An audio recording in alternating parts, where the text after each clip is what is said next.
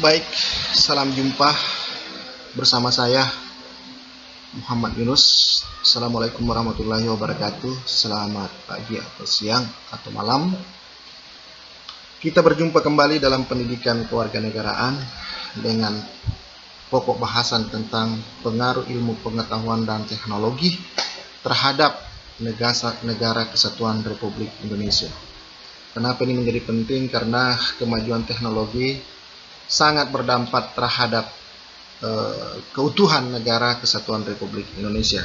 Baik, pada berikutnya saya tampilkan adalah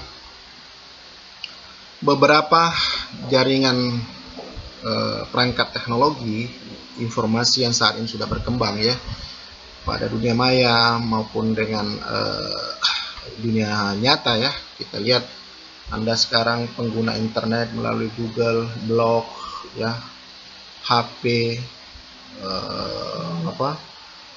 kamera, YouTube dan sejenisnya. Itu adalah perangkat-perangkat yang banyak digunakan orang dalam kemajuan teknologi. Baik, kita lanjutkan. Ini dan beberapa tahun yang lalu sampai saat ini bahwa pengguna internet itulah sudah melanda hampir seluruh dunia, khususnya negara-negara yang maju dan berkembang yang tidak terisolir atau yang terjangkau dengan jaringan internet. Saat berdasarkan survei ini, kalau nggak salah tahun 2016 itu sudah 30% bahkan lebih penduduk dunia sudah menggunakan jaringan internet. Di Amerika Serikat sendiri itu sudah hampir 78, mungkin sekarang ini sudah 85 lebih orang yang menggunakan internet. Di Indonesia sendiri itu sudah 55 juta, bahkan tahun 2020 ini survei mengatakan sudah 170 lebih penduduk Indonesia menggunakan internet. Kemudian kita lihat demografi pengguna internet Indonesia itu, kita lihat dari pulau itu ternyata paling banyak adalah di Pulau Jawa, kemudian di Sumatera, Sulawesi, Papua dan sekitarnya, dan terakhir adalah Kalimantan. Oleh karena itu, memang kenapa? Karena daerah-daerah itu yang telah memiliki jaringan yang cukup bagus ya. Kemudian kita lihat pengguna internet Indonesia mengakses dengan menggunakan HP yaitu sekitar 85%. Laptop, notebook dan sejenisnya 32%, kemudian komputer di atas meja itu sekitar 14%, dan sisanya tablet dan sejenisnya. Selanjutnya kita pada survei 2016 yang dilakukan oleh APDII bahwa usia pengguna internet di Indonesia itu ada pada usia 25 sampai 34 tahun, yaitu usia kalau dikatakan adalah dia mahasiswa dan pekerja ya. Kemudian usia kedua adalah usia 10 dan 24 tahun. Nah, ini adalah usia SD sampai mahasiswa ya, atau remaja. Kemudian usia 35 sampai 44 tahun itu ada 54,75%. Kemudian sisanya adalah usia 45 sampai 55 tahun ke atas. Apakah mereka yang dia gunakan yang paling banyak digunakan atau dibuka adalah menggunakan Facebook, atau mungkin sekarang juga beralih kepada WhatsApp dan sejenisnya, Instagram, YouTube? Apa yang mereka lihat? Yaitu pada bisnis online. Nah, inilah pengaruh-pengaruh karena banyaknya bisnis-bisnis online sehingga itu sangat berkembang. Itu yang paling banyak dilihat. Kemudian untuk para pebisnis profesional itu 45,3% dan selainnya. Oke, baik. Nah, kita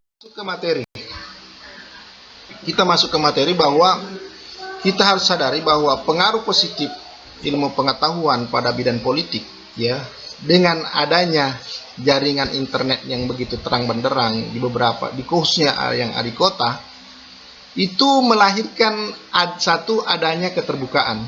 Apa yang dimaksud keterbukaan? Iya, dengan adanya internet, bahwa apa yang dilakukan oleh pemerintah, rakyat, masyarakat, ataupun kalau kita bagi menggunakan eksekutif, legislatif, dan yudikatif, itu bisa dilihat dengan internet. Sehingga apa yang disampaikan kita bisa tahu, apa yang diucapkan, apa yang ditahu, apalagi apa yang dijanjikan mereka kita bisa tahu ya.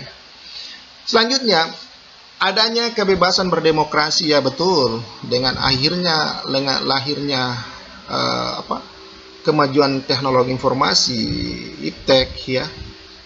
Orang sekarang berdemokrasi, menyampaikan pendapat, menyampaikan usulan, kritikan segala macam itu dengan begitu gampang. Bahkan ada yang melakukan pencacian, maki-makian segala macam ya. itu sebenarnya tidak terlalu bagus ya, karena itu melihat hanya sisi kesalahan orang. Tapi ya itu adalah kesempatan kita berbicara gitu loh. Itulah dampak terhadap sebuah teknologi. Kemudian apa yang ketiga adalah lahirnya pemerintah yang jujur dan adil, bersih dan aspiratif. Ya betul bahwa kalau pemerintahan misalnya yang dulu itu kan tidak bisa diakses, tapi sekarang Anda bisa lihat kemana presiden pergi, kemana gubernur pergi, apa yang disampaikan, apa yang dilakukan, apakah dia mendengar rakyat, itu Anda bisa lakukan bahkan secara langsung gitu loh. Jadi jelas. Kemudian yang keempat, mampu mengurangi praktik korupsi, kolusi, dan nepotisme. Iya, bahasanya adalah mampu mengurangi, artinya tidak bisa menghilangkan, tapi mampu mengurangi. Artinya kalau frekuensi sebelum adanya ilmu pengetahuan teknologi mungkin tinggi, sekarang berkurang. Kenapa? Siapa saja bisa menyampaikan informasi apabila terjadi korupsi. Makanya banyak sekarang orang-orang korupsi itu begitu gampang ditangkap dengan ketangkap tangan sejenisnya, karena itu tadi informasi disampaikan melalui media, WhatsApp ataupun sejenisnya begitu sampai. Korupsi adalah mengambil hak atau mengambil kesempatan bukan haknya. Ya biasanya adalah mengambil korupsi terhadap uang negara atau korupsi waktu ataupun sejenisnya gitu. Kemudian kolusi atau persekongkolan, iya, dengan adanya jaringan persekongkolan sudah berkurang. Termasuk juga nepotisme atau menduduki jabatan dengan istilah kekeluargaan atau pertemanan ataupun sekonco-koncoan gitu ya. Itu pun sekarang sudah jarang, karena orang bisa mengkritik, bisa menyampaikan kepada pimpinan ataupun yang lainnya gitu loh. Meskipun tetap ada tapi berkurang. Yang kelima, terciptanya penegakan hukum ya. Betul. Ya. Dengan adanya informasi, teknologi ya, CCTV, HP segala macam ya, bisa dipoto, bisa disampaikan melalui media, YouTube dan segala semacamnya. Orang gampang ditangkap, pencuri gampang ditangkap atau yang lainnya. Kenapa? Karena bisa dilihat mukanya yang jelas gitu loh. Ya. Kemudian penegakan hak asasi manusia, betul. Kemudian adanya perlindungan kelompok minoritas atau kelompok yang kecil ya, suku-suku yang kecil gitu loh, bisa dibantu ataupun sejenisnya ya. Baik. Namun pengaruh positif tetap ada negatif. Ya, itu tidak bisa dipungkiri. Lahirnya ilmu pengetahuan teknologi yang semakin berkembang, maka menimbulkan adanya aksi terorisme atau anti Pancasila yang berkembang. Yaitu mereka belajar dan berkomunikasi via internet. Mereka belajar membawa bom, mereka belajar mencari sasarannya siapa, mereka berkomunikasi kapan, waktu, di mana dan segala macam dengan pimpinannya gitu loh. Sehingga dia memanfaatkan internet atau jaringan untuk melakukan aksi-aksinya. Yang kedua, lahirnya aksi demonstrasi anarkis karena adanya provokasi di orang-orang yang memanfaatkan situasi. Betul. Ya, kita lihat hampir setiap demonstrasi yang dilakukan oleh para demonstran mahasiswa, buruh ataupun sejenisnya itu biasanya berakhir dengan anarkis, karena mereka menyampaikan pendapatnya kadang-kadang ditunggangi oleh orang-orang yang memanfaatkan kesempatan itu. Sehingga apa yang terjadi? Terjadilah perusakan, terjadilah penghancuran fasilitas umum, fasilitas seperti rambu-rambu lalu lintas, jalan tol, pos-pos polisi dan sejenisnya, sehingga padahal itu dibangun menggunakan dana rakyat gitu loh. Tapi ya itulah akibat adanya provokasi gitu loh ya. Yang ketiga, seringnya muncul berita tak pasti atau hoax, yang sering kita dengar sekarang, hoax atau kebohongan gitu loh. Iya betul. Karena apa? Banyak memanfaatkan media sosial untuk menyampaikan berita-berita anti terhadap orang-orang, terhadap pemerintah atau penguasa ataupun siapapun gitu loh, termasuk lembaga negara, kepolisian atau sejenisnya gitu. Sehingga mereka dengan gampangnya mengirimkan berita kepada kelompok-kelompok yang memang mencari kesempatan itu, sehingga apa yang terjadi, berita-berita itu tidak jelas gitu atau tidak pasti gitu loh. Baik.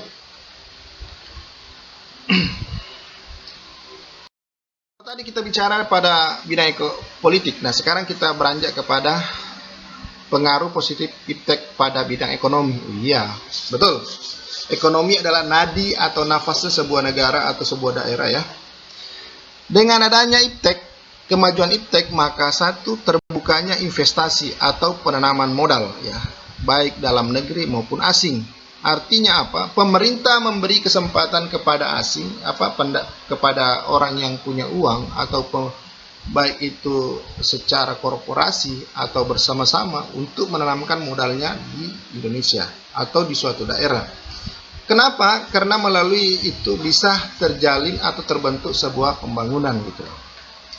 Yang kedua, terbukanya informasi pasar internasional. Nah, ini yang menarik bagi para pengusaha lokal, pengusaha daerah yang memiliki produk-produk yang bisa diekspor, bisa dijual di negara luar.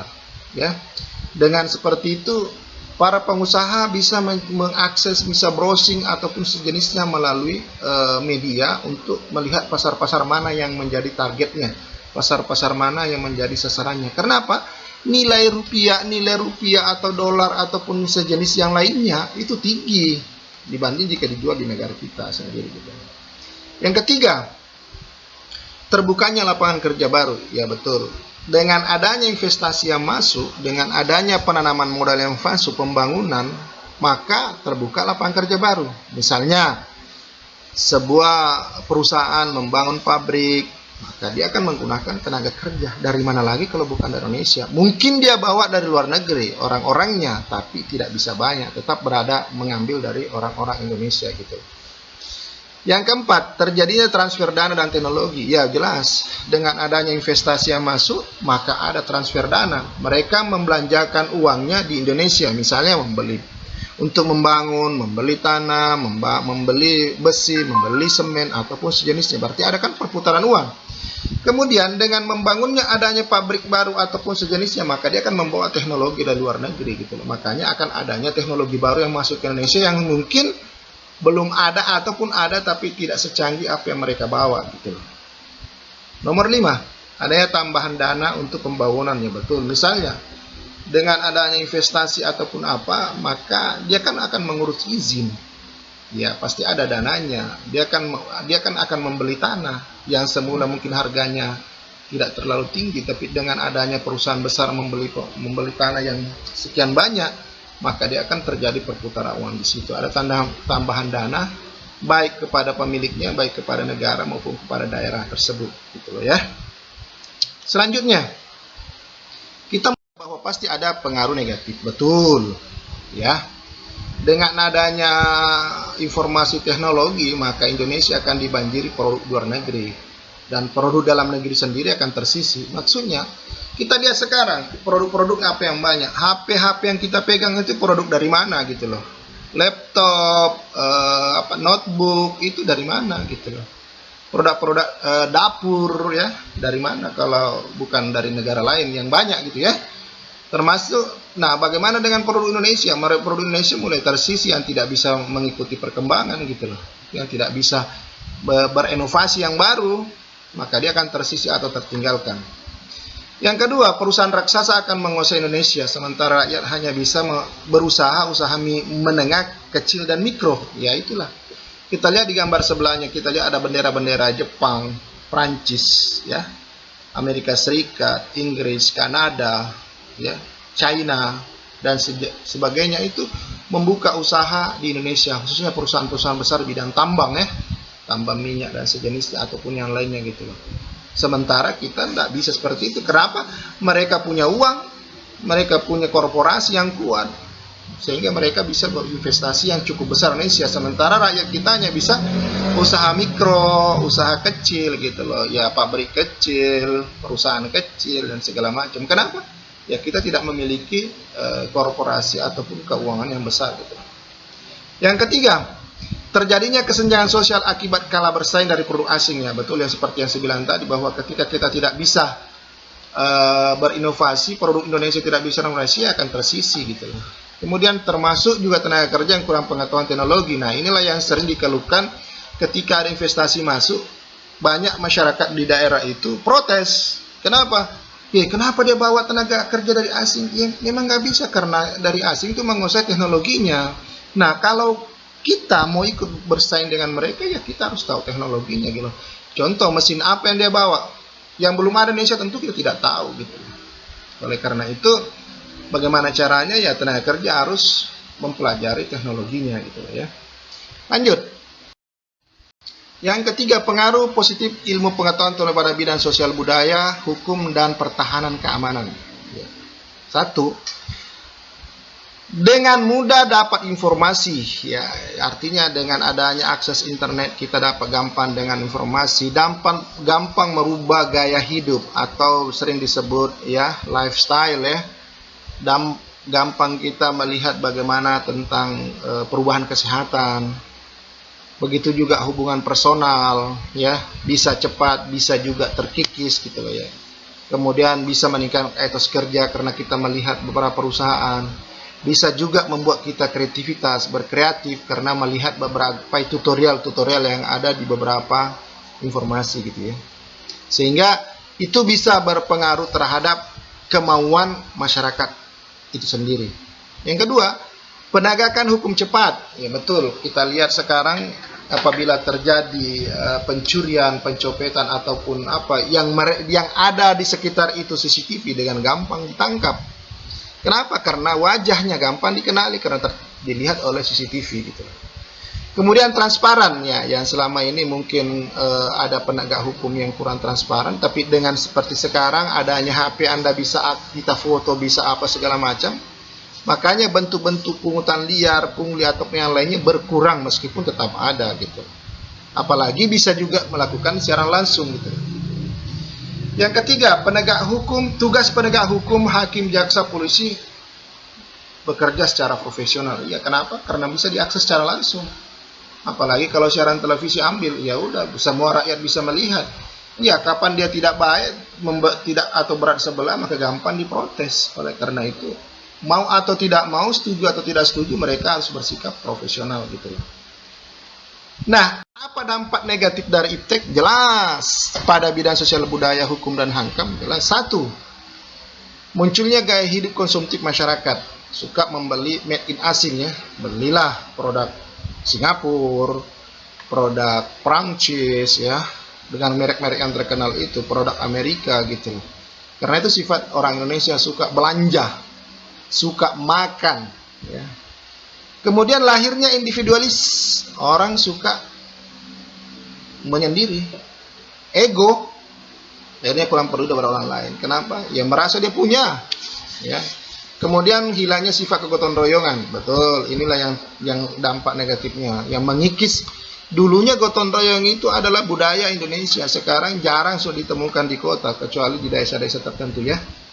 Kemudian dengan begitu kurangnya sosialisasi terhadap masyarakat. Apa yang terjadi sekarang, banyak orang tidak kenal tetangganya karena sering tidak bersosialisasi gitu loh. Bahkan kadang-kadang di suatu tempat mereka tidak bersapa karena mereka sibuk melihat apa yang ada di tangannya, yaitu apa yang ada tayangan-tayangan di HP gitu loh. Yang kedua, munculnya aksi kerawanan sosial, mau punya tapi tak mau bekerja, yaitu tadi. Sekarang dengan adanya kemajuan teknologi memaksa orang harus mencari uang untuk membeli apa? Membeli kuota, kira-kira begitu. Tapi kalau tidak mampu ya terpaksa dia, banyak orang melakukan dengan cara cepat. Ya, meskipun beresiko tinggi ya, misalkan copet, mencuri, narkoba, bahkan dengan stres dan segala macam gitu ya. Meskipun resikonya ya ditangkap, seperti pada gambar itu. Yang ketiga, munculnya aksi main hakim sendiri ya, betul. Inilah yang terjadi dengan kemajuan sosial budaya pada bidang ilmu pengetahuan ya. Betul, orang gampang emosi. Karena apa? Rasa sosialnya sudah mulai terkikis gitu ya. Kemudian yang keempat, kerawanan perbatasan dan perebutan sumber daya alam, misalnya ikan dan segala macam. Iya, Indonesia menjadi target dari beberapa negara tetangga yang khususnya masalah ikan ya. Indonesia memang kaya. Oleh itu, maka beberapa negara tetangga, nelayan-nelayan tetangga mencari ikan di perbatasan Indonesia atau di wilayah zona ekonomi eksklusif Indonesia untuk mengeruk kekayaan seperti itu. Artinya kalau mereka tertangkap ya mereka rugi, kalau mereka tidak tertangkap mereka untung. Kenapa? Ya itu tadi, memanfaatkan kesempatan. Baik.